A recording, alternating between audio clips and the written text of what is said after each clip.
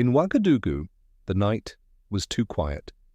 The kind of silence that doesn't soothe but suffocates, warning of a storm already gathering. It was a heavy evening in Ouagadougou, the kind of silence that feels thick, like the air itself was holding its breath. Inside the presidential residence, Ibrahim Traoré sat behind a cluttered desk, buried under reports of foreign interference, regional threats, and ECOWAS pressure. The tension in the room hung as thick as smoke. Then the phone rang. The caller ID read simply NG. Traoré answered slowly. A warm, confident voice came through, familiar, practiced. It was Nigeria's President, Bola Tinubu. "Brother Ibrahim, how are you?" Traoré responded coolly. He knew that voice, the smooth tone of a man who always had a second game playing beneath the first. Tinubu wasted no time. "Look, all this tension with ECOWAS, these sanctions, it doesn't have to go on. Let's meet, you and me, in Abuja. We talk, settle this like Africans, not enemies." There was a long pause. Traoré leaned back in his chair, eyes narrowing. "Peace talks?" he asked cautiously. Tinubu chuckled. Yes, brother. Just us African leaders. No interference, no tricks, no France, only conversation."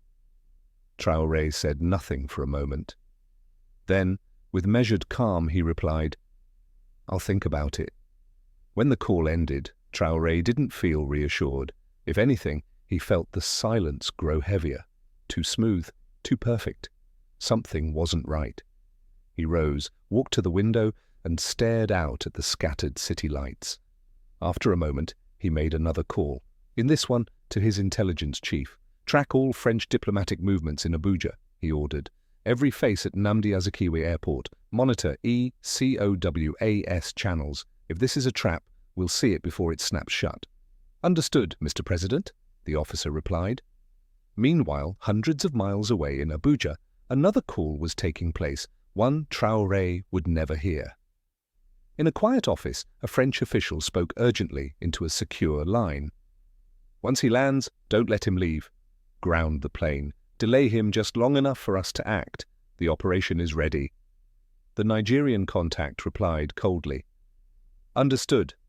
He won't even make it past the tarmac." The trap was set, an invitation wrapped in brotherhood, a handshake hiding handcuffs. France had one last card to play against the man they couldn't control. But what they didn't know was that Ibrahim Traoré was already moving his own pieces across the board. Officially, the upcoming visit was billed as a routine diplomatic meeting, a conversation about peace and regional stability. Quiet whispers said otherwise. At the French embassy in Abuja, hours were extended. Unmarked vehicles moved in and out of a restricted hangar. Nigeria's DSS, the secret police, ramped up activity around Nnamdi Azikiwe Airport.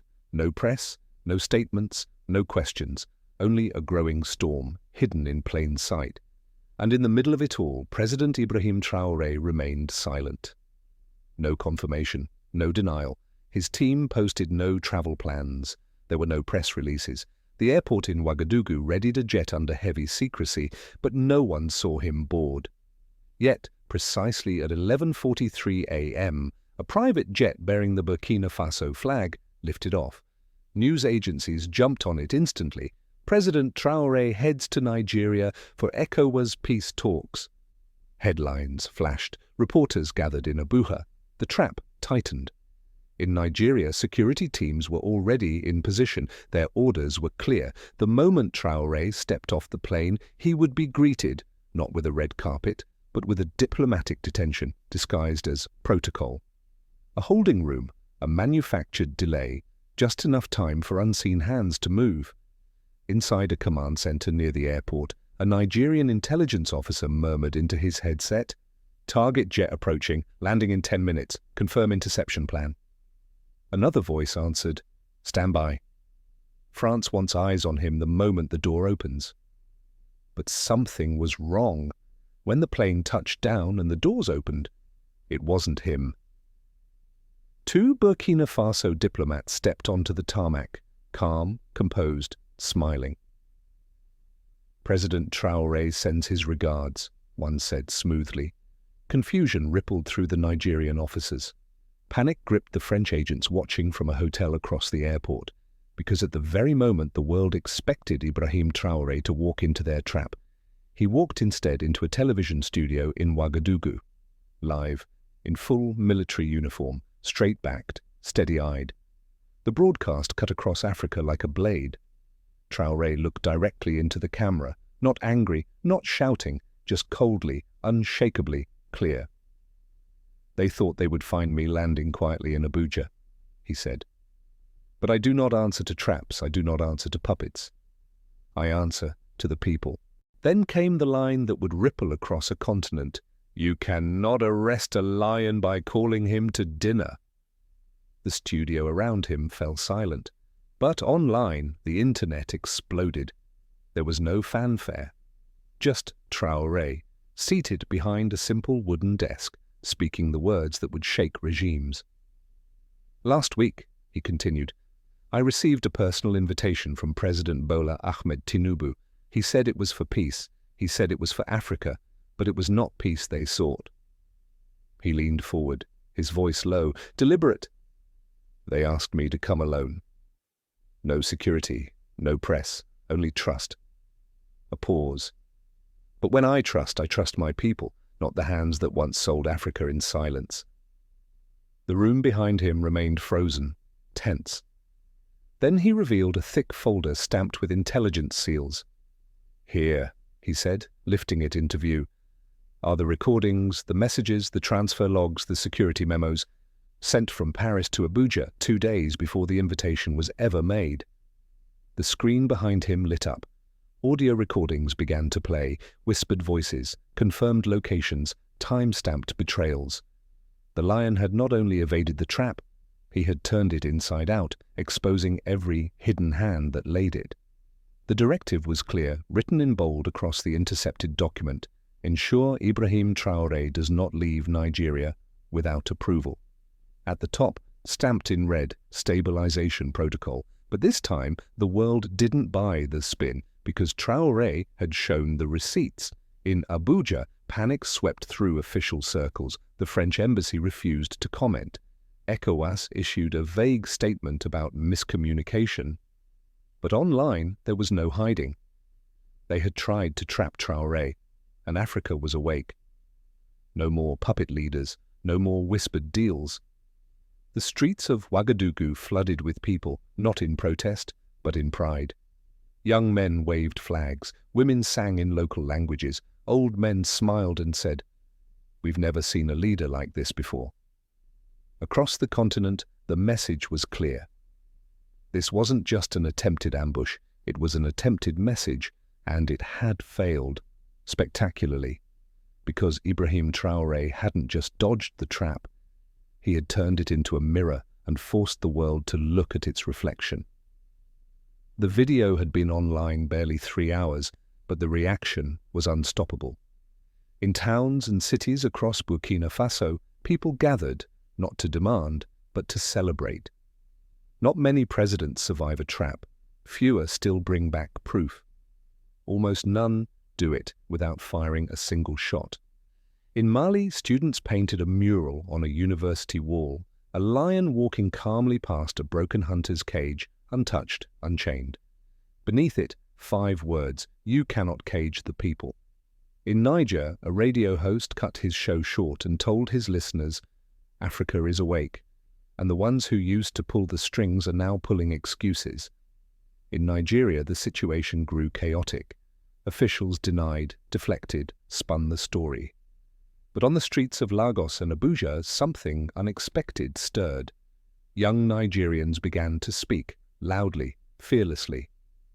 "If our leaders invite others just to betray them," a woman said on TikTok, "then who do they really serve?" "Traoré is a lion," a man tweeted. "Our own would sell the jungle for a handshake from France." And in that moment, the growing divide between rulers and ruled became crystal clear. This wasn't just about Burkina Faso anymore. It was about every African nation where decisions were still signed in secret, with foreign hands holding the pen. In Senegal, market women began wearing T-shirts that read, "We are all Traoré now." In Ghana, civil society leaders held emergency forums. One speaker asked the question now on everyone's mind: if they can try to trap him today, what will they do to ours tomorrow? Online, the story flooded every platform. Millions watched, rewatched, shared the broadcast. Journalists scrambled to verify documents. Even French media, reluctantly, were forced to cover the leak, carefully, cautiously, without answers. And through it all, Ibrahim Traoré said nothing. He didn't tweet, he didn't threaten, he didn't need to. The people had taken the message into their own hands. And the message was simple: we are not waiting for permission to rise, we are only waiting for the moment. The video didn't just go viral, it set a continent on fire.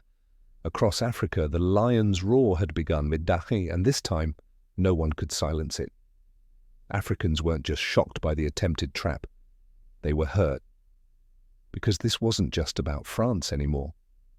This was about one African leader, President Tinubu of Nigeria, helping lure another African leader into a setup, with foreign fingerprints all over it.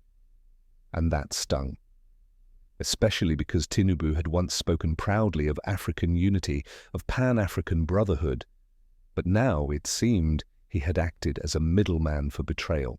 In Kenya, a popular radio host asked live on air, how did Nigeria, the giant of Africa, become a delivery boy for France? In South Africa, a viral podcast host broke it down bluntly. You can't call us brothers in the daylight, then sell one of us off when the cameras go dark. Tinubu doesn't just owe Traoré an apology, he owes the whole continent one. Hashtags exploded across the continent. Traoré did not fall. We stand with Traoré did not. In our name, Tinubu Africa is watching or I expose the plot. In Nigeria, the backlash was fiercest. Young Nigerians, already critical of their government, felt the betrayal like a punch to the gut. On the streets of Lagos, university students gathered outside ECOWAS offices carrying hand-painted signs, "Not in our name." We are Africans first, not agents of the West. Traoré stood for us. Tinubu stood for silence. Even Nigerian artists joined the uprising. A rising Afrobeat star dropped a freestyle online that hit millions within hours. He called him brother on the phone, sold him out when he flew alone. The lion saw the trap from home. Now the puppet shakes on his own throne. Meanwhile, in Abuja, the fallout reached the streets. Posters of Constantine Kabore, the failed coup plotter who had fled Burkina-Faso, appeared near the French embassy. His face was splashed with red paint, the word traitor scrawled underneath. France tried to distance itself, issuing a hollow statement. We respect African sovereignty. We were not involved in any such attempt. But no one believed them anymore. And Tinubu? He stayed silent. No press conference, no statement, no denial. And in that silence, the betrayal screamed louder than any microphone. Even Nigerian senators began whispering behind closed doors. One lawmaker was overheard muttering, "This Traoré story has changed everything. We need to tread carefully. The people are watching like never before." And indeed, they were watching. Watching a young Burkinabe leader who stood tall against empire, and a Nigerian president who, when it mattered most, had stood aside.